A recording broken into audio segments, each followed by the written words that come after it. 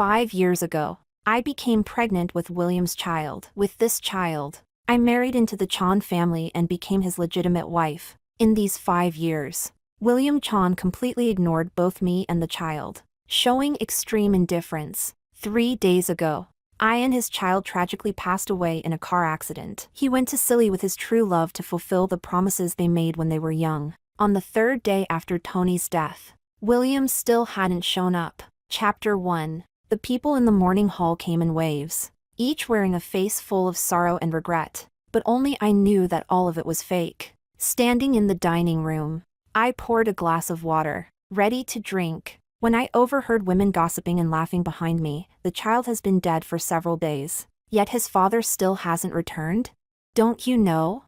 Know what? The voice dropped to a whisper, barely audible. William went to the Silly Snow Mountain with Celine. In places like that, there's no signal. The Chan family has been calling him, nearly going crazy, but he hasn't answered a single call. Maybe he's purposely ignoring them. The woman spoke with a sly smile. Who doesn't know she got into the door because she was pregnant before marriage? If it weren't for her, William would have been with Celine already. Amid these noises, I finally fainted from overwhelming sadness and collapsed at the mourning hall. When I woke up after being given some medicine, the sounds around me still persisted. My head throbbed with pain. I turned over, burying my face in the pillow, trying to escape reality. The damp, salty scent filled my nostrils. It was the tears I had shed these past few days. My tears had soaked through the pillow. Yet William still hadn't returned. The noise quieted down with the sound of heavy footsteps approaching. Someone in the crowd seemed to say,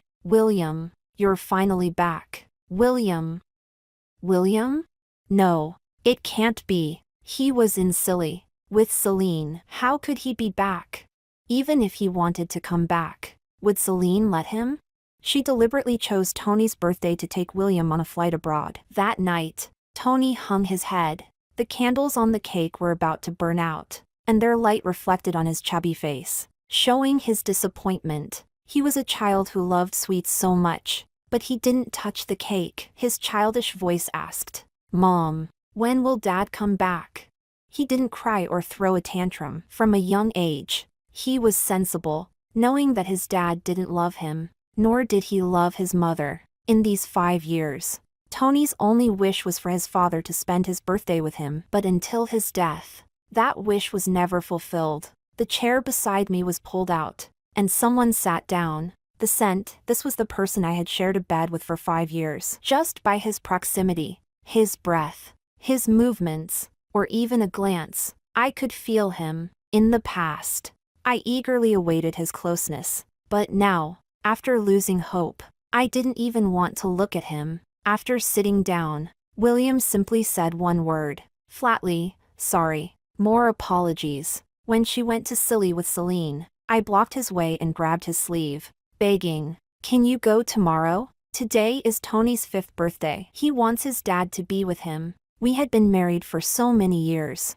and I knew I had no right to ask anything from him. After all, this marriage wasn't what he wanted. But when it came to Tony, I always wanted to ask for something. But as expected, William pushed my hand away, his face expressionless. "Sorry, Celine is waiting for me." But his child was waiting for him too. However, this time, Tony was truly angry and would never wait for him again. The coldness enveloped me. I curled my body and buried my head deeply in the pillow. William sat beside me. He knew I was awake. He was always so sensitive and suspicious, knowing every detail of my actions over these years. He feared I might try to manipulate him again or hurt the woman he loved. "Are you awake?" William's voice was calm, without sadness, only urgency. "The people downstairs have already left. Get up and eat something." How could he be so calm? As if the child who died wasn't his?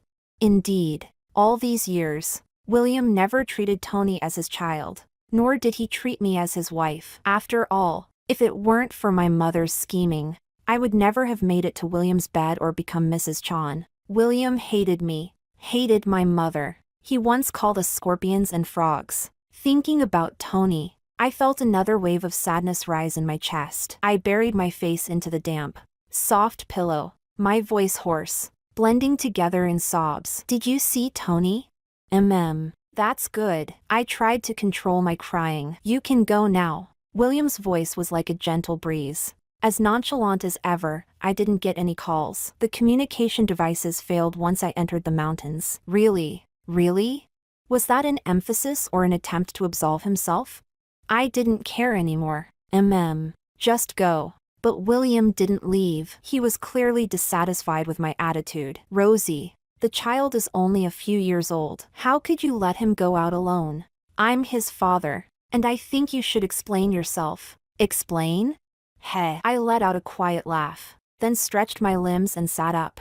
I must have looked terrible, my face streaked with tears, skin marked with indentations, my eye sockets deeply hollowed, eyes empty, and my complexion deathly pale. From a distance, I probably looked like a skeleton. In contrast, William sat upright, dressed in formal attire, immaculate and disciplined. His face was as cold as ice, devoid of sadness or tears. He was the interrogator, and I, the mother, had become the criminal. What are you laughing at? William furrowed his brow and asked. I'm laughing at you. I leaned against the headboard, fragile as paper, easily torn, but still sharp in my words. Do you know where Tony wanted to go?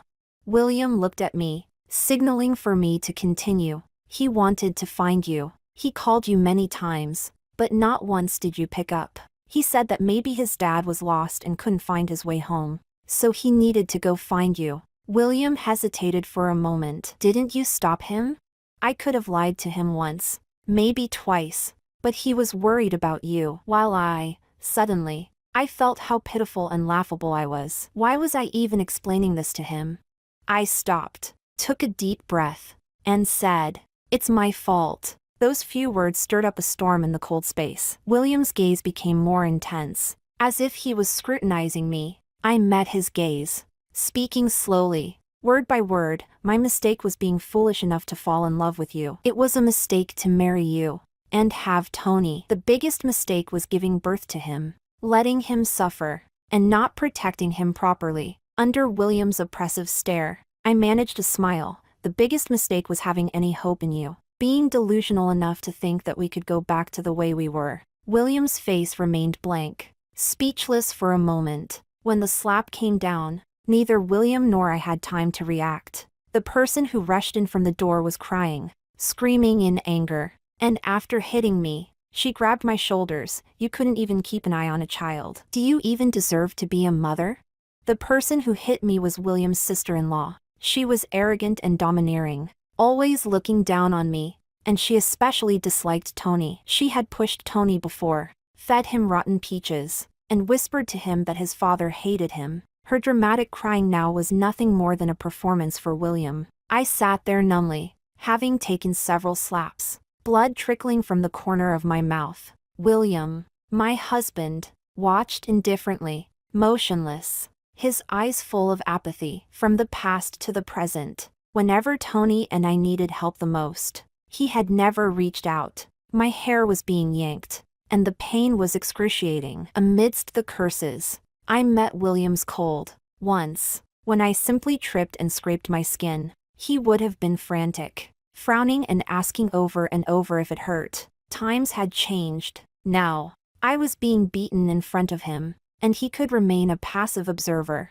Over the years, my feelings for William had transformed from youthful infatuation to a careful, obsessive love after he became cold and distant. And finally, through manipulation and prompting, I ended up marrying him and becoming his wife. In the past, I had love for him, expectations, and guilt, but all the tension that had built up in me over the past days snapped. Suddenly, I sat up, grabbed my sister-in-law's arm, and slapped her back. She was stunned, holding her face, her eyes wide with disbelief. In this house, aside from William, I had wronged no one, and Tony certainly hadn't. This slap, I owed it to her. Chapter 2. The day we went to the cemetery, I had bruises that hadn't fully healed, my left cheek swollen, and my chin marked with scratches. If William hadn't stepped in to separate me from my sister-in-law, the injuries might have been worse. But the person William pushed away was me. Sitting in the car, the cold front hit me from all directions. but I couldn't feel the cold. I stared blankly out of the window. William sat beside me, answering a call. It was from Celine. On the day Tony was being buried, as his father, he had to answer a call from another woman. His tone was as laid back as usual, but he showed a special kind of patience with Celine. Yes. Still a few more days of work. You can go ahead. She? I turned slightly, feeling William's gaze on me. He then handed me the phone. Celine wants to talk to you. In the past, I would have probably thrown the phone out. But now, without Tony, what was the point of doing that? Under William's surprised gaze, I smiled and answered the phone, holding it to my ear. The screen still held the warmth of William's touch. In the past, I longed for him, his scent, his voice, his warmth. I wanted to be close to him. But now, even touching the phone felt disgusting. Celine's voice came through the speaker, as cheerful and gracious as ever. Rosie, how are you? I stayed silent. The air around me felt suffocating, as if William would immediately throw me out of the car if I dared say anything harsh to Celine. William had done that before. It was a snowy night, and I had simply spoken to Celine in front of him, warning her not to destroy another family. That had sent William into a rage, smashing the phone and driving me out. That night, I walked alone in the freezing cold for 2 hours. I later had a fever for a week, but he never came to check on me. It was Tony who stayed by my bed, his little hands pressing against my forehead, calling out mommy over and over. I survived for Tony. What would have become of that child if I weren't here? How would he have stood in the Chan family? But now, it was me who had lost him, and the life within me was slowly draining away, leaving me without the will to survive. In my ears, Celine's voice repeated, Rosie, are you okay now that you've lost your child? Her tone was soft, almost whispering, as if to make sure William wouldn't hear. You must be in so much pain because you lost your leverage. Tony was indeed my leverage for marrying William. Without this child, I couldn't enter the Chan family's door. But now that I had lost him, what was left for me in the Chan family? This was never where I wanted to be. Never from the start. I cleared my sore throat. Then I'll give him back to you. Celine was stunned. What? I'll give him back to you. I realized my mistake. I shouldn't have said it that way. Sorry. He was always yours. The phone was snatched away in an instant. William hung up the call, his face twisted with disbelief and hostility. What nonsense are you talking with Celine again? What could a mother, who had lost her child, say to her husband's mistress? There were no more warnings, no more curses, just letting go. Letting go, so the lovers could finally be together. I had no more strength to hold on to this relationship, and I didn't even want to hold on to this life anymore. Under the light drizzle, Tony was laid to rest. The photo on the tombstone was taken when he was 3 years old. At that time, we had planned a family photo. Tony and I arrived early, waiting from morning until evening. Around us were happy families, talking and laughing, posing for the photographer. In the midst of their joy, Tony and I seemed laughable. I could still endure William's indifference. But what about Tony?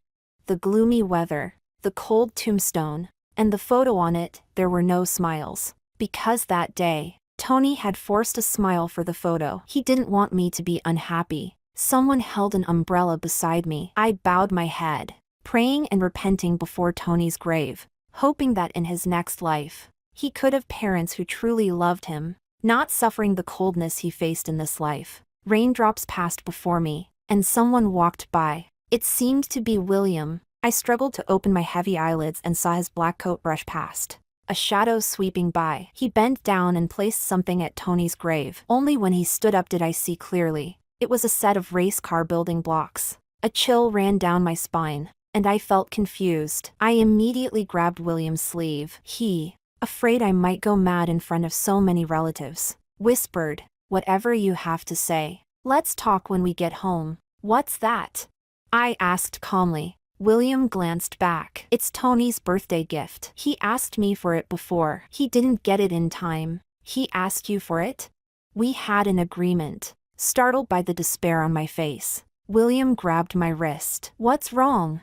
My legs gave way, and I collapsed to my knees in front of Tony's grave. "My child, on his last birthday, He clearly received a fake gift. Yet he still smiled and accepted it. Tony must have known that the watch was something I bought. But I told him it was from his dad. He accepted it willingly and even smiled, saying he wanted to thank his dad. He knew everything. He knew that for all these years, his father never loved him, that he hadn't even prepared a single birthday gift for him. Only after he had passed did he receive a long overdue gift. But what was the point of it all?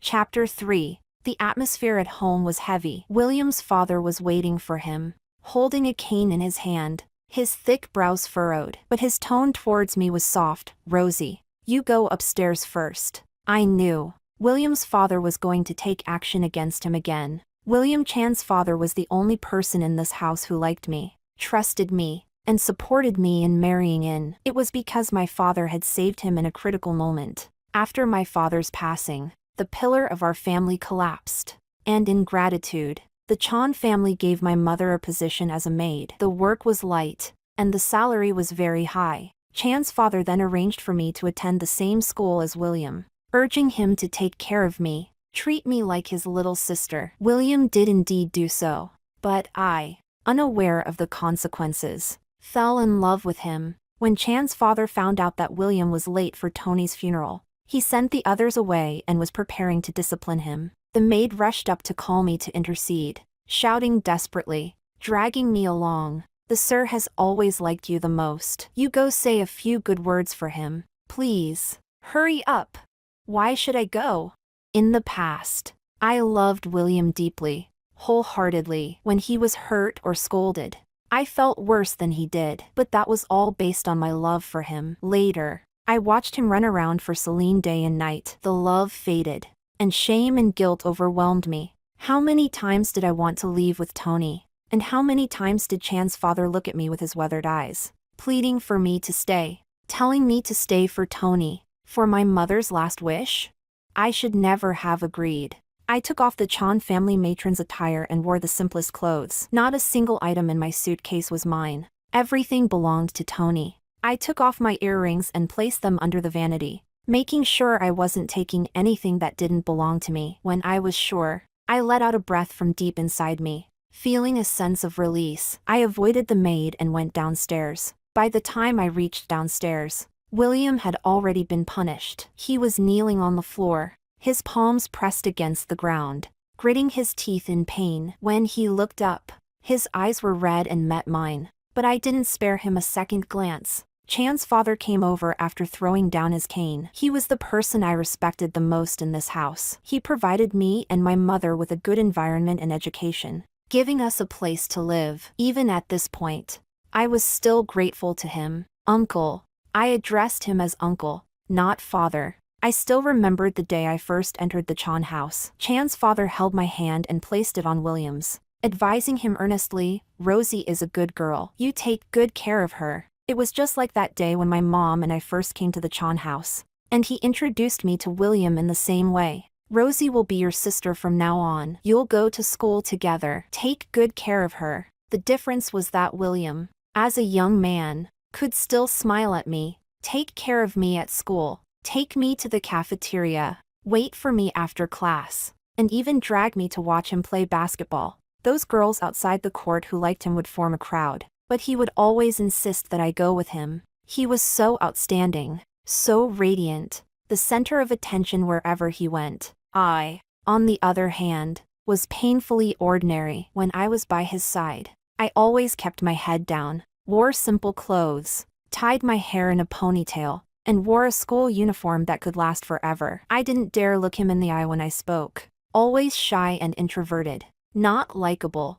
Back then, everyone at school knew that William liked being around me because his father owed my father a life. He was kind, didn't mind my awkwardness or clumsiness, and took me everywhere. But when Celine appeared, that balance was shattered. Outside the court, the person watching William play basketball became her. The one eating with William in the cafeteria every meal was also her. I couldn't remember when or how she quietly crept into William's life. All I remember is that at first, I didn't realize anything. It was William's inexplicable indifference and a comment I overheard from a classmate in the bathroom. "Rosie is so oblivious." William's dating Celine now, and she's still following him around like a third wheel.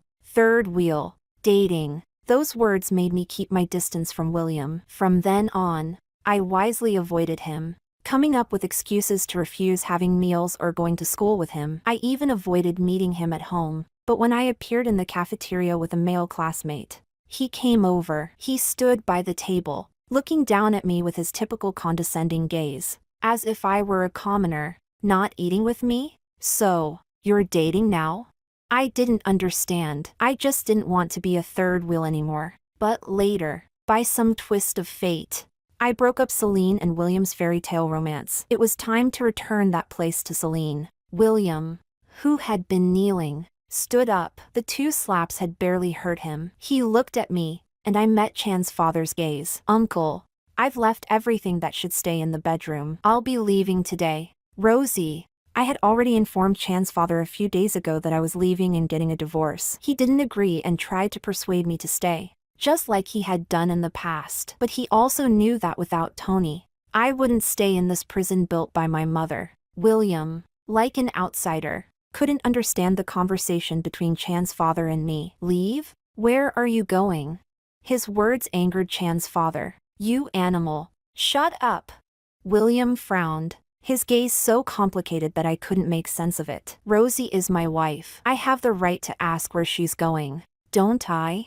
So, he knew I was his wife, but I guess I was never truly recognized as one. Chan's father was so angry that he clutched his chest, his face pale. I rushed over to support him, softly comforting him. Uncle, please don't be so upset. Rosie, Chan's father deeply regretted the collapse of my marriage to William. He knew the problem was with William, so he didn't blame me. This is my fault. I didn't teach this animal well. I've wronged you. And Tony. Your mother would have blamed me if she knew. Uncle, please don't say that. I helped him sit down and met William's probing gaze. Uncle is in poor health. You need to take better care of him. Without the sadness and tears from earlier, my calm demeanor made the situation even more tragic. As I passed William, he grabbed my wrist. Clarify. Where are you going? Why are you leaving? The greatest sorrow is when your heart dies. A truth William didn't understand. No longer attached to him, I didn't look at him again and forcefully pulled my wrist free. The 3rd day after leaving the Chan family, I collapsed and lost consciousness at home. I had expected this. Stomach cancer. I had been diagnosed with it 2 months ago. When Tony was still around, I had been actively cooperating with treatment, and I had told William about it the day I received the diagnosis. But all I got in response was his cold indifference. He had hated me for so long. I woke up too late. I had planned to recover from the illness and take Tony away from the Chan family. Now, it seemed, I was going to find Tony. What I didn't say that day was that Tony had run out to find William because I had fainted from the pain. A 5-year-old child, not knowing to call an ambulance, only thought of finding his dad first. In all the twists and turns, I never imagined that at the end of my life, the one I would see when I opened my eyes would be Mason. Mason was in the same class as me back in school. His family wasn't well off, but he was very good at his studies, throwing himself entirely into learning. He was the opposite of William, who was high above everyone with a privileged background. In the past, William told me that he was pretending to be high and mighty and asked me to stay away from him. I defended him, but William called me ungrateful. I knew he wanted to be a doctor, and I knew he would succeed, but I never expected that I would become his first patient after his return from studying abroad. The sight of him standing by my bedside in a white coat was so imposing, highlighting my disarray and misery. It reminded me of the times in class when he would look at me with disdain and say, "Rosie, how can you sleep so soundly when you did so poorly on the exam?" Back then, I would always furrow my brows and say, "William will take me abroad to study. He says I don't need to study so hard." Whenever I said this, Mason's expression would always be complicated. Now, looking back, I finally understand what he was thinking. Relying on someone who doesn't love you always ends in misery. And here I am, a living example of that. But no matter what, Dr. Mason saved my life. I lifted my hand, still connected to N4, and slowly curled my stiff fingers, offering him a faint smile. "Hi, Dr. Mason seemed not to want to engage with me, so he sent a nurse to take care of me instead. I had been brought in by a neighbor. The medical fees hadn't been paid yet, and the nurse asked for a family contact. I smiled cheerfully and said, "I have no father, no mother, no family." The nurse was filled with sympathy, and her hand became gentler as she removed the needle. Dr. Mason said you need to have an X-ray and a full checkup. I weakly put on my old coat. When I left the Chan family, I didn't take anything with me. After all, those things weren't mine. I was afraid William would come and demand them back. I really didn't want to see that man again. The coat was years old, not warm at all, and the cuffs were covered with fuzz. It wasn't very pleasant to look at, but I pulled my hand inside and stood up. No need. I just fainted from exhaustion. I'm perfectly fine. At the Chan family, no one respected me except for Uncle Chan. They all knew I was living off them, having schemed my way into William's bed to become Mrs. Chan. As a result, I hadn't enjoyed the privileges of being the Chan matron or the love of my husband. I had lived more like a maid than his wife. Psychologically and physically, I had become tough as iron. The nurse was doubtful, as my complexion was far worse than the seriously ill patient in the next room. Of course, I was in the late stages of stomach cancer, but that was a secret. When Tony was alive, he needed me to protect him. I secretly visited many hospitals, looking for treatment options. I would writhe in pain, vomiting uncontrollably. I took the payment slip and went to the window to pay. I pressed my hand against my abdomen and struggled to walk out of the payment line. My vision blurred, and I thought I saw William. He was wearing the coat I had bought for him, holding another woman in his arms. At that moment, I wished my consciousness would blur even further, so I wouldn't see the scarf around Celine's neck, the one I had knitted for William. After he took it, I had asked many times, "Where is the scarf?" He had only said he forgot. It turned out he had given it to Celine. He could have thrown it away, but instead, he chose to humiliate me in this way. I wasn't surprised. In fact, I felt a strange calm. Perhaps it was in that moment that William exhausted all my love and guilt for him. And with Tony's death, it was all buried. The dream of a golden life shattered. I lost my son in my marriage, had nothing left, and he was with someone new, achieving his desires. Amid the bustling hospital, I thought about the many times over the years when I gave William ties, only for Celine to take them and use them as cleaning cloths. On the anniversary of his mother's death, I waited up until midnight, only to see on Celine's social media, "You're always so heart-wrenching." Even the scarf I had carefully knitted was worn around Celine's neck. It was something my mother had taught me, my first knitting project. When I gave it to William, I nervously hoped for a smile from him, but I never got one. He only took it and said, "Next time, don't waste your effort." He was trying to tell me that no matter how hard I tried, it was all in vain. But all I wanted was to make up for it, to be a good wife. And at that time, it was Tony, standing beside me, pulling at my clothes to comfort me. He said, "Mom, don't be sad. Daddy's just stubborn. Silly child. If it's someone you love, how could you be stubborn with them?" He was never stubborn with Celine. Chapter 4. Half a month after Tony's death, I started surviving on painkillers. The passing of time made the pain worse, and I couldn't endure it, so I relied on the painkillers to cope. Every time I vomited, I felt like an empty shell, with my stomach and body completely drained. Eventually, even drinking a glass of water would cause pain. I had to take a lot of painkillers. Only by holding Tony's favorite teddy bear could I sleep. In my dazed state, I often wondered, when Tony passed away, was he in this much pain? He didn't have painkillers to take. He must have been in agony when he left.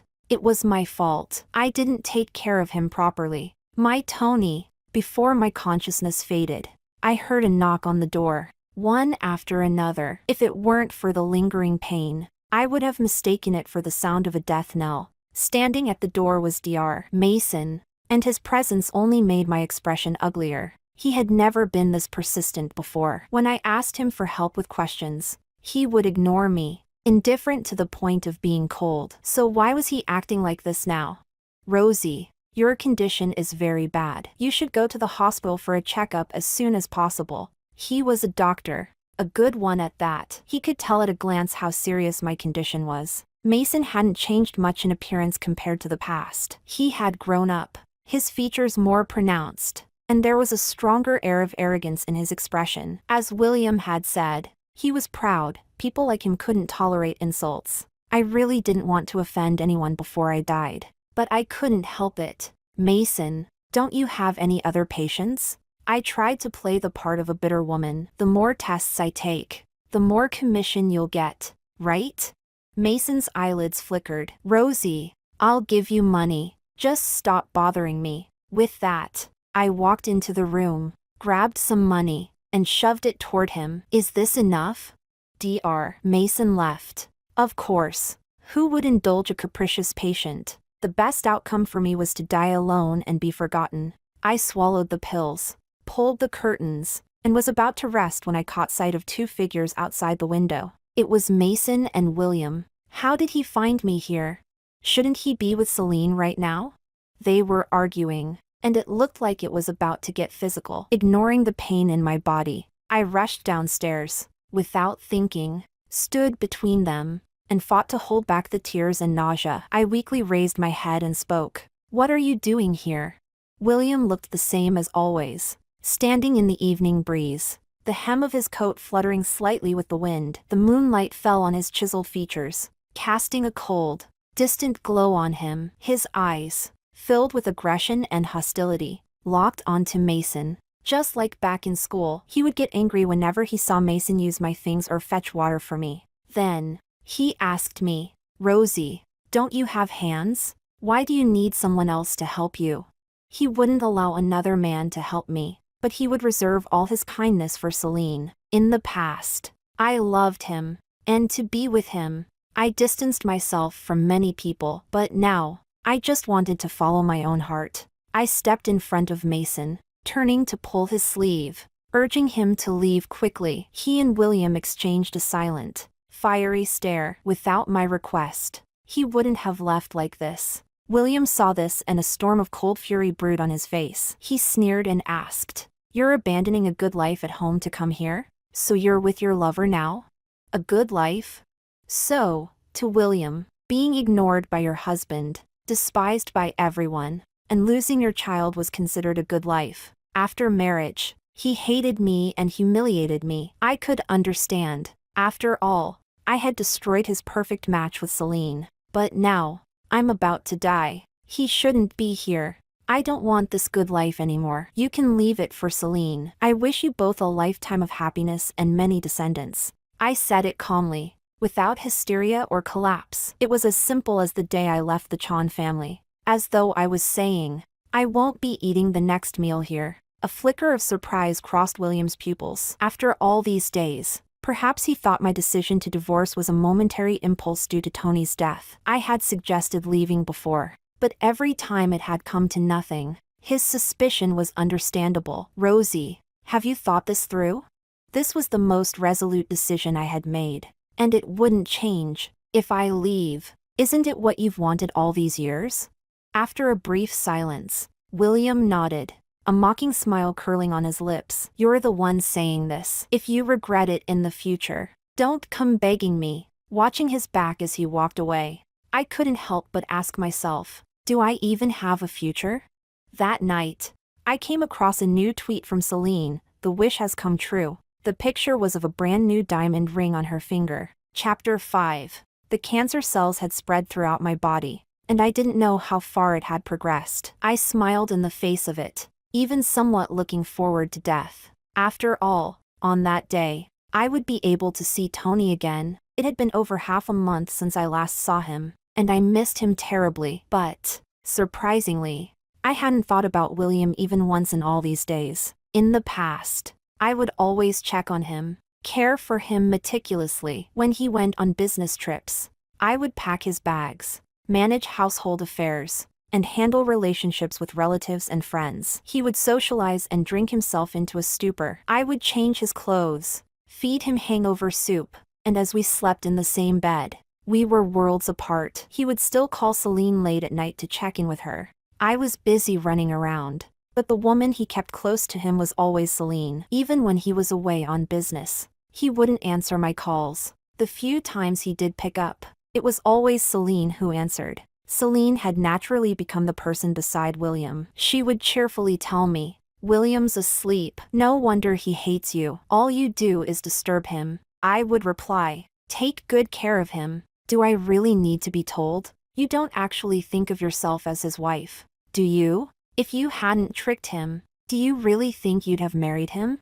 At that moment, I was speechless. Without these things, life had become much easier for me. To keep my last breath alive, I still went to the hospital, not for treatment, but just to get some medication to help me make it to Christmas. Tony loved Christmas so much. If I saw him that day, he would be happy, walking through the crowded streets. I probably looked nothing like a healthy person, even though I was wrapped in thick clothes and a scarf. My sleeves hung empty, revealing my emaciated form. After picking up the medicine, I left the hospital, and Dr. Mason, dressed in his white coat, chased after me. I turned to look at him. He walked toward me with a furrowed brow, his gaze fixed on my face. I quickly covered my face with my scarf, afraid he might see through me. After all, unless you were seriously ill, no one would lose so much weight so quickly in such a short time, especially not in a sickly way. "Rosie." Mason seemed to want to say something but then sighed instead. "Where are you going now?"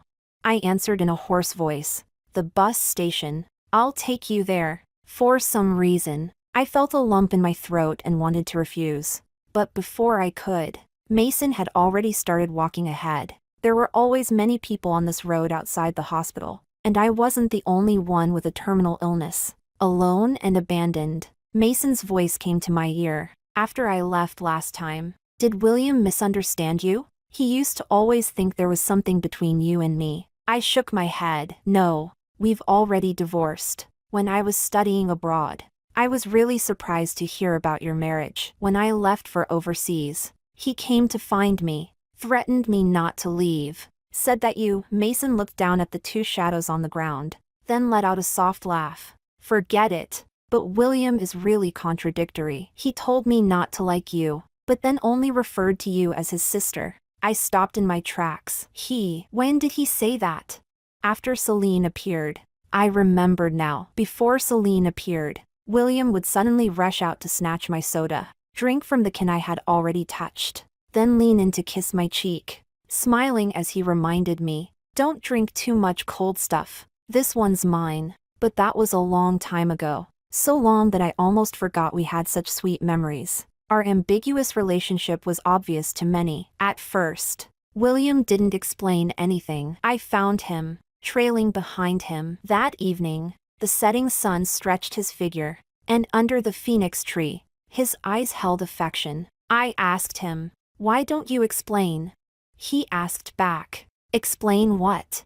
In the sweltering atmosphere, William blinked, about to say something, when the driver's car arrived to take us home. Once home, William went alone to Chan's father's study and stayed there for a long time. After that, William suddenly became distant. He no longer took the initiative to have meals with me, and he wouldn't pick me up anymore. I went to find him several times, but he coldly told me, "Don't bother me." I didn't understand what had happened. I tried so hard to please him, but it was all in vain. Then Celine appeared. He no longer drank my soda, didn't kiss me, and gradually became more distant from me. When friends asked him, "Aren't you with Rosie? Why are you still involved with Celine?"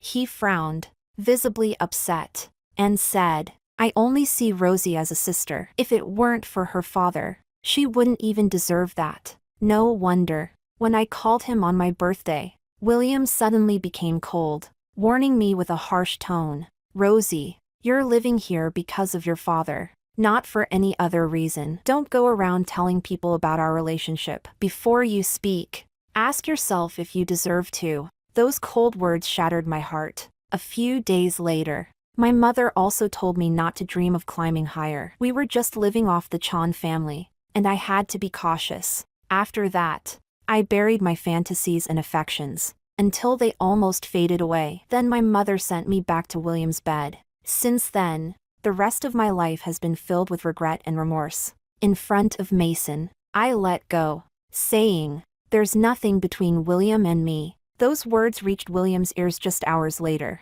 The cold, desolate night sky hung over the dark vehicle. William stood by the car, his coat discarded, wearing only his suit, smoke curling around his fingers, surrounding him, giving him an unreal, distant presence. Nothing between us? Rosie, you did give me a child. He still knew we had a child. This must have been something Mason told him. I had no strength to investigate any further. I just smiled and said, "The child is gone. Isn't that enough to say we don't have any relationship anymore?" William was momentarily at a loss for words. The cigarette was almost burned to the end. As the tip was about to burn his fingers, he spoke in a tender tone. "Rosie, you'll have children again." "Not anymore. Tony was the only one. There won't be another." I didn't deny it, just went along with his words. "Yes, you and Celine will have many children, and all I wanted was to find a quiet place to spend the last few days of my life." "And you?" William asked me, with a mocking tone. "Will you have children with Mason?" My mind went blank, and I didn't even notice the still in his words. I was only focused on escaping from this painful man. I wished we would never meet again, as every encounter reminded me of Tony. Even my tone took on a decisive edge. "Let's leave it at that." I turned to leave, but William got angry, grabbing my arm with force. His cold face flickered with emotion. "Have you forgotten? You're still my wife." "Not for much longer." The wind rushed down my throat, bringing with it a bitter, metallic taste. William looked at me intently, as if trying to discern whether my words were true or not. After a moment, he found his answer. "Rosie, your way of scaring people is as stupid as ever. You think you can live without me?" Was it a threat?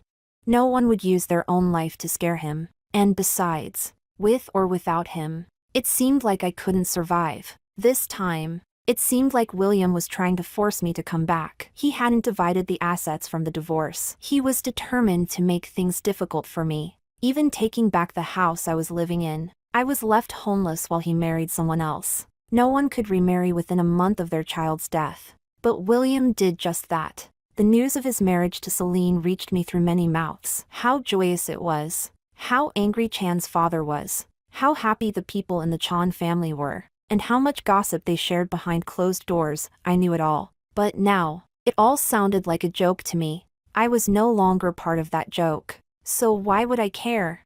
When Celine called, I was swallowing down medicine with warm water. The bitterness flowed through me, a heavy, unbearable taste that surged through my insides, threatening to make me vomit. "Rosie, I'm about to marry William. The wedding is at the end of next month. What did that have to do with me?" "Forget it." I didn't waste a single word. I simply said, "Congratulations," and hung up. I continued taking the medicine, but little did I know, when Celine made that call, William was right beside her, looking disheveled and far from the image of a groom-to-be. It was likely in that moment he realized I wasn't pretending. I really was divorcing him, and I really didn't have feelings for him anymore. With no place to stay, I was like a stray dog. When William called, he must have been mocking me. I stood at the entrance of the bus station, holding my luggage, looking out at the bustling crowd. His voice, as if from a dream, echoed in my ears. "Rosie, I'm giving you one more chance. Will you come back?" My eyes were slightly misty, dry, but he was still soft-hearted. Perhaps it was the lingering affection that made him ask me to come back. But why didn't he show that compassion for Tony when he was alive? It was too late. No one needed that kind of pleading anymore. I clutched Tony's teddy bear in my hand, still faintly smelling of baby powder, still holding a trace of his warmth. When my fingers touched it, it felt like touching Tony's soul. "William, I'm never coming back. Never again." I looked down at the bear's eyes, as if gazing into Tony's soul, unable to stop my trembling voice. "I'm sorry for the past. I apologize to you. And on behalf of my mother, I apologize. Actually, I decided to divorce you 2 years ago, but Uncle Chan promised my mother he would take care of me. He disagreed. That's what delayed you and Celine. I'm truly sorry." I ended the call, just before getting on the bus. I received a text from Mason. "Rosie, you're in the late stages of stomach cancer. Why aren't you coming to get treatment?" Chapter 6. Mason found me at the seaside, This was Tony's wish while he was alive. I had made a list, hoping to fulfill it within the limited time. The first item, spend his birthday with his father. I crossed it out. The second item, go to the beach as a family. After the divorce, I was the only one left as Tony's family. This wish, at least, was fulfilled. Standing by the sea, the sand soft and damp, the waves gently lapping at my feet, the vast blue ocean became tainted with my tears. I wanted to make up for it, but the crying became uncontrollable. If Tony were still here, I promised I'd bring him here. How wonderful would that be? At least he wouldn't have passed away with so many regrets. But at that time, I always wanted our family together. William could never be absent. Yet in the end, I was the only one standing by the sea. The wind and sand made every part of my body ache. And on the way back to the hotel, I was holding on. But when I reached the door of my room, Mason appeared like a phantom. His figure overlapped with mine, anger still evident in his eyes. As a doctor, his professional restraint was evident. Rosie, do you know what you're doing? You're looking for death. A patient who refuses treatment and travels this far, wasn't that essentially looking for death? I didn't have time to take the painkillers before I fainted. Fortunately, when I fainted, a doctor was by my side.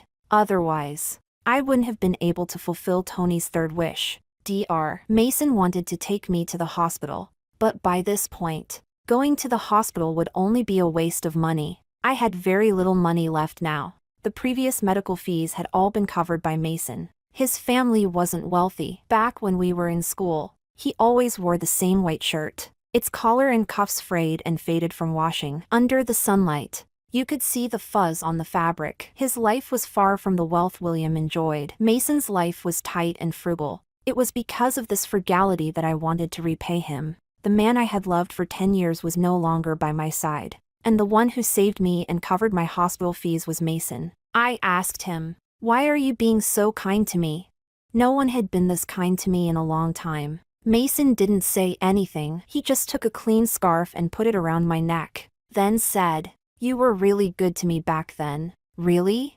I couldn't remember at all. It seemed that when you reached this point of illness, your memory started to fade. At that time, all you saw was William. Of course, you wouldn't remember someone like me. Somehow, I could sense the bitterness in his tone. Mason knew how to save people. He handed me the medicine, looked at my sickly appearance, and said earnestly, "Painkillers won't save you. In your condition, it's best to start chemotherapy as soon as possible." Will chemotherapy save me? It would only make me suffer more, make my departure even uglier. I didn't want that. I wanted to leave this world gracefully, so Tony would recognize me. I didn't want to scare him. Mason's silence was the answer. He was a doctor, but when it came to cancer, no doctor could guarantee the length of a patient's life. I held the cup of warm water, feeling a strange sense of acceptance. Dr. Mason, since you've come, could you do me a favor? Mason turned his face away, but I still saw the glimmer of tears in his eyes. If it's about settling my affairs after I'm gone, I won't help. It's not that. I wouldn't ask someone as clean as him to be involved in such grim matters. Could you help me take a photo and burn it for me after I'm gone? Behind the terrace of the seaside restaurant was a vast and magnificent view of the ocean. I stood there, having changed into clean clothes, but my fragile body didn't allow me to stand in the wind for too long. Mason helped me take a photo, with the sea in the background. This photo was for Tony. I wanted to show him that his wish had been fulfilled, that his mother had helped him accomplish it. Leaning against the terrace railing, I managed my first genuine smile in days. Mason worked hard to take a beautiful picture for me. He wanted to make me look good, but no matter how hard he tried, a patient couldn't look beautiful. As I tried to force a smile, wanting to leave behind the best photo, someone suddenly appeared behind Mason and snatched the phone from his hands. He lowered his head and scrolled through the photos. Every single one was taken at the seaside, with Mason as the photographer. The beautiful atmosphere shattered. My photos were all deleted, one by one, in the surreal play of light and shadows. I saw William gripping the phone tightly, his fingertips turning white, his jaw clenched. His gaze was like one directed at a pair of adulterers. "Rosie, how long have I been looking for you?" Have you been with him this whole time? Mason took a step forward, probably trying to explain my condition. I stopped him, holding onto his arm to support myself. I haven't congratulated you yet. Happy wedding. I looked back. I called out to Celine, who was standing by the door. Miss Celine? 4 of us sat at the same table, a scene that hadn't happened since our school days. All these years, Celine hadn't changed at all. She was still the one who talked the most at the table. She even served me food without a hint of irony at how absurd the situation was. Rosie, it's only been a few days. How did you lose so much weight? It wasn't just that I was thinner. My lips had lost all color, too. When she said this, William looked over, his gaze seeming pained. But perhaps it was just my imagination. How could he feel pain for me?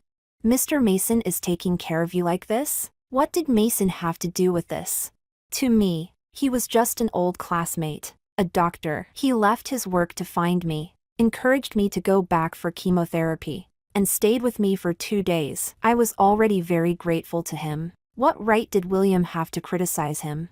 How he takes care of me is none of your business, I said. It was the first time I had put William in such an awkward position. Back in school, I followed him everywhere like a little tail, always tagging along. After we married, no matter how much he neglected me and Tony, I still considered him my husband. I'd wait for him until late at night, make him hangover soup, clean him up, and take care of him when he was sick. But that Rosie had died with Tony, long gone. Celine gave a dry laugh and placed her hand on William's. William, see? I told you. Rosie's fine. You were just overreacting, weren't you?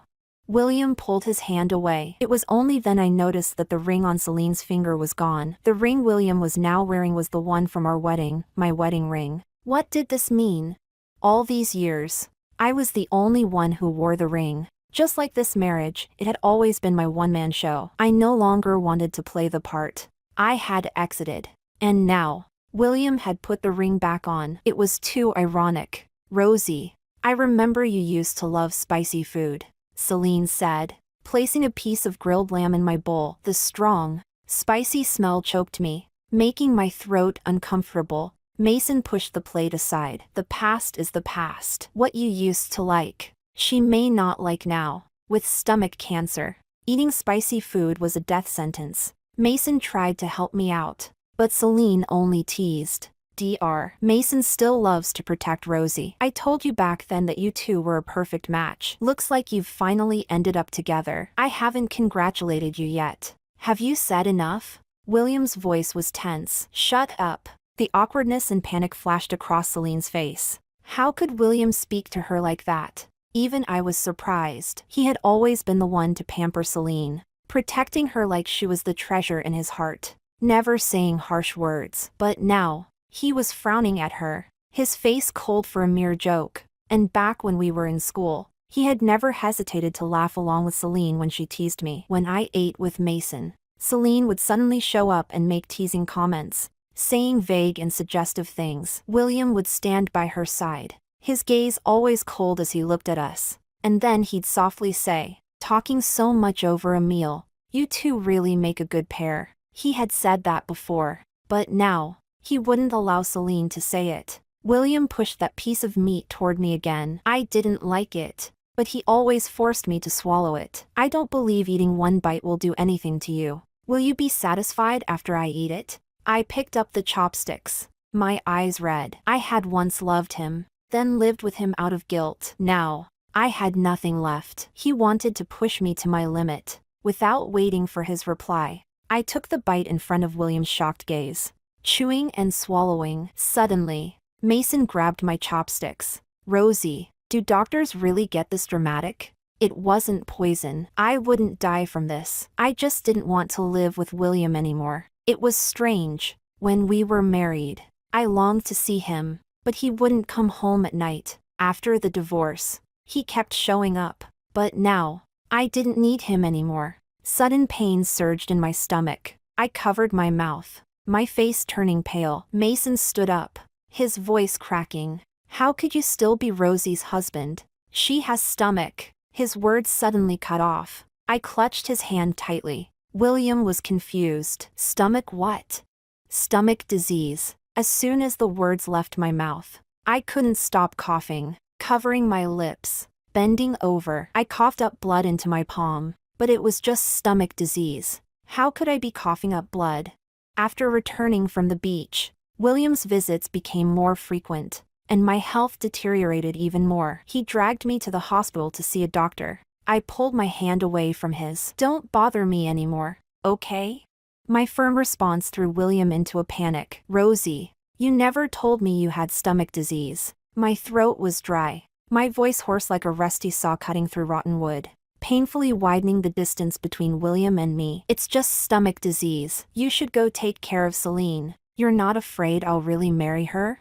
William gripped my wrist tightly, his body temperature merging with mine. "Without Tony, what would I want the identity of Mrs. Chan for? Right now, I only want to wish you both a house full of children. William might have many children in the future, but there would never be another Tony. He was his first child, and the debt William could never repay in this lifetime." After Tony's death, William's sorrow rarely showed, but in a blink, he stood before me once again, full of sorrow and emotion, asking with sincerity, "Rosie, in your heart, is it this child that's more important, or is it me?" "Tony is more important." I pressed my lips together, swallowing the pain and the suffering. If it weren't for Tony, our marriage wouldn't have lasted this long. In that moment, something inside William's eyes seemed to break. I shook him off, went upstairs, and locked the door behind me. I swallowed several painkillers, but before the medicine could take effect, the cramping pain in my abdomen triggered a chain reaction in my organs. It felt as though a large hand was roaming throughout my body, clawing, torturing me, almost like slow execution. I rushed to the bathroom, vomiting uncontrollably, and caught a glimpse of a streak of red. It was blood. As I closed the window, I looked down and saw William still standing there, a statue in the evening breeze and the darkness. Exhausted, I collapsed onto the bed. I wasn't sure how much time had passed, but the phone rang again. It was William's call. He seemed drunk, unaware of what he was saying. The only thing I could clearly hear was, "Rosie, I miss Tony." I hung up the phone and, gritting my teeth, added his number to the blacklist. I couldn't forgive myself. This illness was my punishment, and I accepted it willingly. But before I died, there were still 2 more of Tony's wishes left to fulfill. Chapter 7. The third wish. Dad promised he would let him have a little kitten. He said all his kindergarten classmates had one, and he wanted one too. But when William heard it, he showed a look of disgust. He told the child, "Isn't one enough for you?" He didn't want another tie between us, and I could understand that. But he had no right to speak to the child that way. I had a huge argument with him that day. He called me unreasonable and a shrew. I told him he wasn't fit to be a father. He sneered 3 times. "You think I want to be this kind of father?" The blood rushed to my feet in fury, and I stormed up to slap him. He pushed me down onto the shards of glass. My palm was dripping with blood, and he walked away indifferently. That day, I thought Tony had been sent to school by the driver, but it turned out he had hidden in the house. He came to me, wiped the blood off my hands, crying helplessly, his little face crumpled, wiping away his tears as he sobbed. "Mom, I don't want the kitten anymore. I don't want it anymore." Tony had very few wishes growing up. I wanted to fulfill them. I still went out and bought him a kitten. It was all white, very small and soft, so obedient when held in my arms, hardly making a sound. Tony loved it, taking care of it for a few days, and named it Cleo. During those days, William didn't come home, but when he did return, he threw Cleo outside. Tony said it was fine, but I knew he was sad for a long time after. I went into a pet store, wanting to take a closer look at the kittens for Tony. The kittens varied in colors, some lazy, some lively. One kitten was using its soft, pink paws to scratch at the glass. It was all white, but there was a black patch on its ear. I recognized it immediately. That was Cleo. It had grown a bit. Its cheeks had rounded out, a little chubby. When we first got it, it was so small that Tony could hold it in both hands. The day William threw it away, Tony didn't say a word, but the next morning, his pillow was wet with tears. Seeing Cleo was like seeing Tony again. I couldn't control my excitement, tapping on the glass, causing the staff at the pet store to notice. The person rushed over to push me away. I must have looked like I had gone mad, pointing at the cat, claiming it was mine. The staff probably thought I was crazy, shoving me, trying to get me to leave. I wasn't crazy. I was just too emotional. Emotional over getting something I had lost. Tony's Cleo had been found. Did that mean I could see Tony again? But the one who came to take Cleo wasn't Tony. It was Celine. She walked over from outside the pet store, met my gaze, and then glanced at the cat. "Rosie, do you like the bell?" The kitten was brought out, and I watched my husband be taken away by Celine. I watched as Tony's cat lay in her arms, snuggling against her. "Our Belle is so well behaved. Do you want to pet it?" Belle. It wasn't called Cleo anymore, but it was still Cleo. I remembered. I suddenly reached out to grab the cat, startling Celine. She quickly stepped back. "Rosie, what are you doing? Are you used to stealing things? It's Tony's cat, not yours." I was breaking down emotionally, my stomach cramping in pain, shouting loudly. Celine looked at me like I was a joke. "Rosie, this was a gift from William to me. How did it become yours? Is it not enough that you've occupied him for all these years? Now you even want to steal a cat?" "It was William. He took Tony's cat and gave it to Celine. What right did he have? Even if he hated me, Tony was innocent." "When did it start? When did everything I owned end up being given to Celine by William?" "It probably started on his birthday, after Celine appeared." William's gaze always followed her. She was radiant and outstanding, naturally a match for him. William would be upset on his birthday, not because of the gift, but because he didn't get hers. That day, sitting on the steps, William looked at the moon in disappointment. His youthful features were handsome, and the soft moonlight fell on his face, casting a shadow in his eyes that seemed hollow and dim. He asked me, "Rosie, do you think she forgot my birthday?"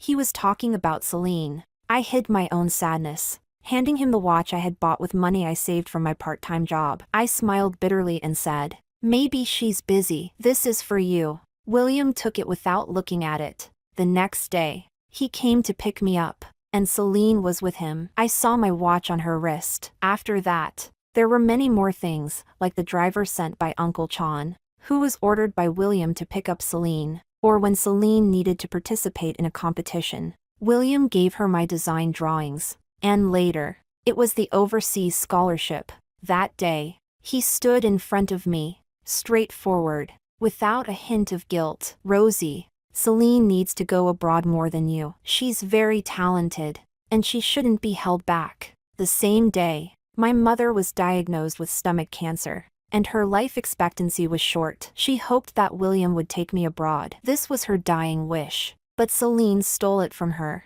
I couldn't help but sit by my mother's bedside and cry the entire night, not knowing whether I was crying for the lost opportunity to go abroad, or for my mother's impending death, or for William's heartlessness. At that time, I didn't understand my mother. I didn't know what it felt like to be a mother. How a mother sees her child's tears as a lethal weapon, so powerful that it could make my ordinary, humble mother design William's life for him. The night before William and Celine left for abroad, I slept in the same bed with him. I understood my mother's good intentions. She was afraid that if William married Celine, I wouldn't have a place in the Chon family. She was afraid that after she was gone, I would be left alone. If I had known there was something wrong with that drink, I wouldn't have drunk it. But William didn't believe me. He pinched my neck on the hotel bed, questioning me. "Aren't you with Mason? Why did you climb into my bed again?" I told him I didn't know. He laughed, a satisfying laugh, but his grip tightened. His words were like a sharp blade, tearing open my chest. "You're just like your mother, a vampire born to suck the life out of others." Chapter 8. Those were the last few days of my mother's life. I went to see her with my face bruised and battered. I blamed her. I accused her. And I asked her with my own mouth, "What was your relationship with Uncle Chon?" Her face turned pale. The white mist from the oxygen mask layered in front of her, and her voice was hoarse and heavy. "Who told you this?" "William." I cried again, tears streaming down my face. He said, "If a mother can't do it, he'll settle for me as his daughter." My mother stiffened and shook her head. I sobbed. Mom, what should I do now? That was the last sentence I spoke to her, the last time I saw her. In my dream, I knelt in front of her grave, saying I was wrong. The hands that responded were soft and warm, tinged with the scent of a child. It was Tony, but in an instant, his hands grew cold, and his body stiffened. I held him, crying uncontrollably, shouting in desperation. Is there anyone who can save my child? No one could save him. I watched helplessly as he breathed his last in my arms. In the dream, my tears fell. Later, I learned that my mother had almost been with Uncle Chon, but then she fell ill and found out about my feelings for William. She wanted to help us, but by then, William was already with Celine. She bore the burden of the blame for me. Even though she was cruel before she left, she ensured I would be well fed and clothed, with a promising future. But I disappointed her. I didn't keep the identity of Mrs. Chon. I didn't keep my child, and I ended up with the same illness as she had. The wait was too long. Back then, I waited for William to come home day after day. But this time, after just half an hour, I was already exhausted. Life seemed to be slipping away. At this pace, I wasn't sure I could even make it to Christmas. Tony loved Christmas more than anything in past years. This year's Christmas gift is Cleo. For Cleo, I didn't hesitate to come find William and ask to see him. Chapter 9. When William arrived, I was waiting downstairs in the old house. My face was as pale as paper. He walked over, furrowing his brow, and to my surprise, there was a trace of tenderness in his voice. Why aren't you resting in your room? Your face looks awful. Has your stomach problem not gotten better yet? What stomach problem? It's cancer. A cancer that can't be cured. I moved away from his hand that was reaching for my forehead. No need. I came to ask you, did you give Cleo to Celine? What Cleo? He didn't even know Tony's cat's name, yet he had given it to Celine and renamed it Belle. I couldn't laugh. I couldn't cry. I could only face it with calm. Tony's cat. That was his. William's eyes were complicated. He raised his hand and gently stroked my face, the apology in his expression impossible to ignore. Let's go upstairs first. We can talk about the cat another time. What do I have left for another time? I just want Tony's cat. My voice rose involuntarily. The anger built up and I couldn't hold back the cough. I bent over. My face flushed, coughing so hard that my vision blurred. William rubbed my back to help me breathe, but I swatted his hand away. My expression urgent. Don't worry. I'll call right now. He pulled out his phone and glanced at the empty coffee table, dissatisfied. Why is no one pouring water? Has everyone died? It was so rare that he even cared whether I had water to drink. After he made the call, I waited for William's response. He walked over to me, speaking with a certain firmness. I'll get Cleo back for you. Can you wait here for me? Seizing the opportunity, I spoke up again. Can you give me the part of the money that's mine from the divorce? I really need the money now. I needed to give it back to Mason. He wasn't from a wealthy family, and the money he had spent on me these past days had been too much. I had to repay him. Nothing felt better than walking away with a clear conscience. You came here to ask me for a cat or for money? I answered, both. His expression became much more complicated. He dragged his weakened body over and took out a card from the wallet on the bedside table, handing it to me. The password is Tony's birthday. So, he remembered Tony's birthday. He remembered that date, but never showed up.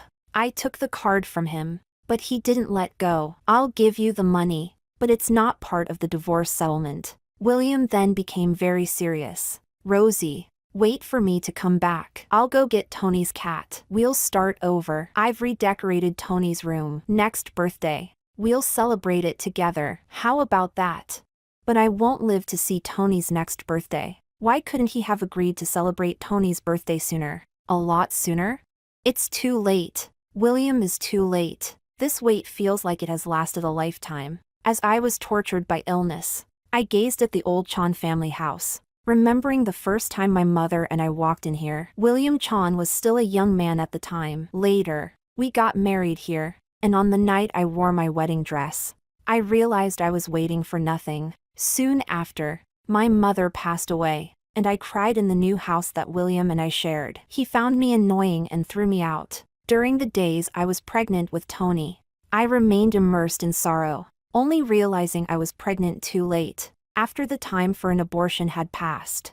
In those months, William repeatedly urged me to terminate the pregnancy. He hated that child with all his heart. I refused. I raised Tony little by little, taking him to get his shots and medicine, dressing him warmly, soothing him to sleep. Every tear he shed broke my heart, and his smile made all my worries disappear. Tony knew his father didn't love him, nor did he love me. To make me feel loved, Tony hurt himself. He repeatedly got sick with colds and fevers, just to get William to come and visit us. But that wasn't what I wanted. All I wanted was for Tony to be well. I softly told him that I didn't want him to hurt himself. There was nothing more important than him, and lying and deceiving was wrong. But Tony wouldn't listen. He was just a child, and all he wanted was for his parents to be together. Soon, William found out, and this trick lost its effect. By the time the news of Tony's death reached his ears, he still thought it was just a joke Tony was playing on him. In this house,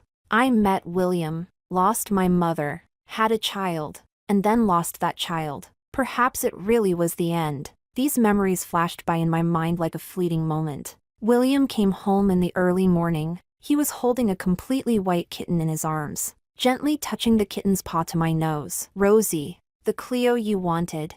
I've found it for you. Is this Cleo?" I could barely see clearly when I reached out to take the cat.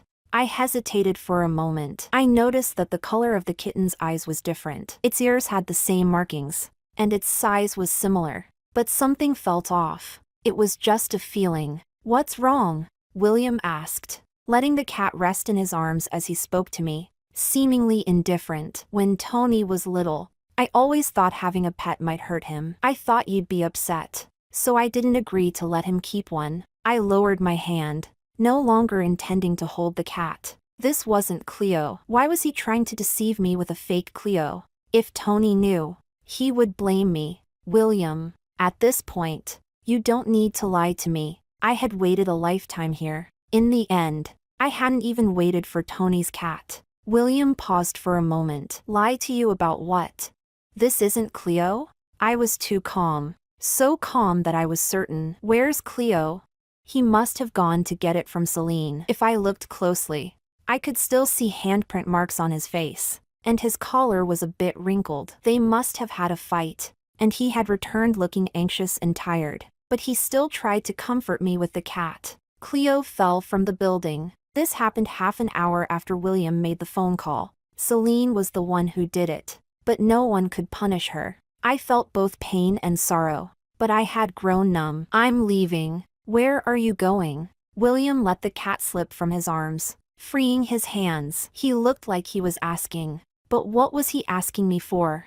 "Home." All the strength left my body. My vision went dark, and my legs gave out. The last thing I mumbled was a few words: "Find Tony." But before I could find him, I fainted right in front of William. Chapter 10. So noisy. Who is knocking on the door? Calling my name? I struggled with all my strength to stay awake, but in the haze of my thoughts, there was only faint noise, like fragmented pieces, like a man yelling, smashing things. The collar of the family doctor was being yanked. "She's my wife. She's ill. Why didn't you tell me?" I saw it. That was the Chan family's family doctor. Standing beside him was Mason, his face indifferent, and he responded to William. "She's your wife, and she's dying. Only now do you realize she has stomach cancer?" "Mr. Chan, please calm down." The family doctor tried to maintain some order. "I called you more than 2 months ago. It was you who said, with your own mouth, that Miss Rosie's condition had nothing to do with you. So, he should have known already." I exhaled slowly, the oxygen mask pressed against my face, my breath sounding like a countdown. Every breath was difficult and precious. William came over. Before I died, I saw the proud man, once so confident, bow his head before me. He wanted to reach for my hand but was afraid of hurting me. His hand hovered in the air, unsure of what to do, like a child who had broken their favorite toy, desperately trying to fix it but not knowing where to begin. A moment passed. He covered his face. Faintly, I heard his sobs echoing in the hospital room. So noisy. Can you please stay away from me? But I couldn't speak. I couldn't curse him. I don't know how much time passed. Dr. Mason came over. My eyelids fluttered, and I saw his white figure standing behind William. You're disturbing her. Get out. William shouted, his voice trembling, hoarse and cracked. He cried for a long time. His crying was starting to annoy me. I had once thought that my tears were the most. I never imagined that he would cry too. And for me, people only regret when they're about to die. Mason said, each word like a needle to the heart. All these years, did you ever care for her? She was your wife. You suspected us before, and even after you married her, you still doubted her. But did you ever think she just wanted to be your wife? I pity Rosie. I didn't expect her to get sick. Really, I didn't expect it. The hospital was filled with critically ill patients. They couldn't eat, living off pills. Coughing up blood was the least of their worries. The pain of having their hearts torn out and their blood drained was something they endured hundreds of times a day. How could William understand that? He only thought I was acting out because of Tony's death, making a fuss over nothing. He thought I would still come back. They argued by my bedside, completely unaware that I was a dying person. William gently tucked my hand under the blanket, turning his back to Mason. Aren't you a doctor? Can't you save Rosie? She doesn't want to live anymore. No one can save her. At this point, Mason was speaking the truth. William's voice was firm. Get out. The room became silent. My sense of touch felt surreal. My hand was lifted and placed on William's cheek. He kissed my palm, tears falling down his face. Why didn't you tell me you were sick? Because Tony is gone. Will you stop caring for me just because I'm ill? What should I do? You only care about that little child. Did you ever make space for me in your heart? William slapped his own face with my limp hand. It's my fault. How could I be jealous of Tony? How could I be jealous of Mason? We are the ones who are married. Rosie, you can hit me when I wake up. If you want to scold me or hit me, I'll accept it. He called my name, and I could hear him. I desperately wanted to break free from his grasp because I saw Tony waving at me. He was calling for me. He said, Mom, it's so dark here. I'm scared. I wanted to run to him, to hold him, but William's hand held me tight. Why couldn't he let go of me now? Chapter 11. A needle pierced my skin, the pain making me furrow my brows, my toes curling slightly, and it felt like every bone in my body was aching. The medicine flowed into my body, and the pain temporarily subsided. But the pain of life was something that no medicine could heal. There were people bustling by my bed, doctors, nurses, and the anxious sounds of arguing filled my ears. The vital signs on the ECG were weak, and as I neared death, I thought I saw Tony again. He was sitting on a soft patch of grass, his small body lying among the grass. He looked up, his soft little face marked with dimples, his smile curving his eyebrows. He sweetly called me Mom, and I wanted to hug him, but there were voices calling me, calling my name. The scene began to distort, and William's face appeared before me. He was calling my name, but I wanted to go with Tony. I wanted to say stop. Let me go. This was my final wish. But he didn't stop. For these past few days, he had brought in the best doctors to save my life. But no matter how good the medicine, it didn't matter to me. I had no will to live. My consciousness was following Tony in my dreams, but in reality, William was holding me tightly, not letting me go, until there was a fluctuation in the ECG. It was him who brought me back. He said he was my lifesaver, that this life of mine belonged to him, and that I should cherish it.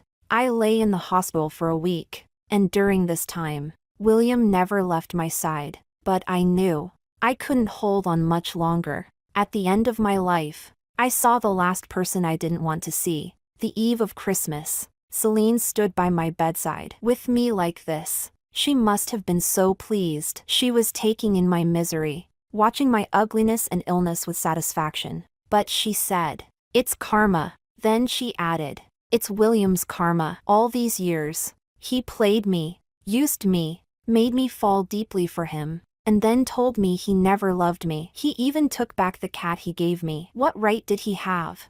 The words echoed in my ears, piece by piece, crashing into my stagnant heart. In the end, Neither of us got what we wanted. Rosie, you must be wondering why he hated your child. Celine leaned over, her body close to my ear. As long as I was still breathing, she delivered the fatal blow. Because he thought that child was yours and Mason's. I told him. I faked the paternity test, and he believed it. She laughed a few times. Her body trembled, but tears squeezed out of the corners of her eyes. He really believed it. My chest was pounding violently, and I couldn't tell if it was anger or something else. But Celine didn't stop. Do you know? When your child died, William, the biological father, actually felt relieved. He thought that once the child was gone, he could start over with you. What he thought was a beginning, but it was actually an end. Struggling to open my heavy eyelids, I half opened my eyes and moved my fingers. The first thing I saw was William walking in, holding Celine's arm and telling her to get out. Celine screamed, "William, you deserve it. You deserve it." He deserved it, and so did I. After Celine arrived, William flew into a rage. He cursed at many people, as if he were venting his helplessness. He wanted to feed me water, but I wouldn't drink it if it was him offering. So, the nurse had to feed me. He stood by and watched. After the nurse left, he tried to wipe the corner of my mouth. I turned my face away, staring blankly out of the window at the falling snow. I opened my mouth weakly. "It's almost Christmas, isn't it?" William replied, "Yes. Tomorrow is Christmas. Shall we celebrate together?" I wanted to hold on until that day, to meet my Tony. "Rosie, I will make you better." William forcibly grabbed my hand, trying to smooth out the needle marks on it. But he couldn't. "I should have known earlier. You've lost so much weight, and your complexion looks so bad. How could I not notice you were sick?" He didn't notice, but I had told him. I had said it. That day, I had asked. "My stomach hurts all the time. What should I do if it's a terminal illness?" William had only put down his chopsticks, saying, "Then don't die here. It's too unlucky." Now, it really was a terminal illness. Did he not find it unlucky? Chapter 12. Christmas Eve is always a time of bustling celebration. The Christmas tree was beautiful, standing tall in the center of the mall, adorned with many decorations. Passers-by would stop to take photos, the colorful lights blinking and illuminating every smiling face. I sat in the car, wrapped in thick clothing, a hat covering my brows, leaving only my eyes visible. Through the car window, I watched the Christmas night unfold. It was snowing. The snowflakes were white and pure, just like Tony's eyes. He smiled, yet his eyes held a sense of loss. It was also here that day. When I sat in the car with Tony, he pointed at the Christmas tree and said it was beautiful. I looked with him, and we saw William and Celine standing under the tree, posing for a photo. My heart tightened, and I quickly covered Tony's eyes. In the thick snow, I thought I saw Tony, wearing a red sweater, sitting under the tree, touching the small bells on the tree. "Mom, this is so pretty." It was beautiful, but Tony's smile was gone, replaced by William's anxious expression. His arm was around my shoulders, pulling me into his embrace. "Rosie, I was so cold." He wanted to warm me, but he had forgotten he was an ice block himself. "Do you want to go out for a walk?"